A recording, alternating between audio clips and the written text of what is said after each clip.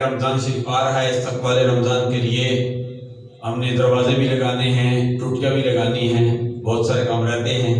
اللہ کرے گا یہ کام خیر وفیت سے پائے تکمیل تک پہنچے گا۔ ارادے جن کے پختہ ہوں، نظر جن کی خدا پر ہو، طرح تم خیر موجوں سے وہ گھبرایا نہیں کرتے۔ قوت مدافعت ہونی چاہیے، بندہ گھبرا جائے تو پھر کوئی کام نہیں ہوتا۔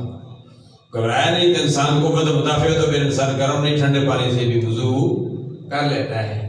گھبرا جائے تو پھر گرم پانی سے بھی وضو نہیں ہوتا، پھر وہ بسترا گرم چھوڑنا بڑا مشکل ہو جاتا ہے۔ لیکن ہمت کرے تو گرم بسترا چھوڑ کر ٹھنڈے پانی سے وضو کر کے بندہ تہجد کے لیے پہنچ جاتا ہے، نماز عشاء کے لیے بھی پہنچ جاتا ہے، فجر کی نماز کے لیے پہنچ جاتا ہے، اور پوری رات وہ جاگتا ہے، شب بیداری میں گزار دیتا ہے۔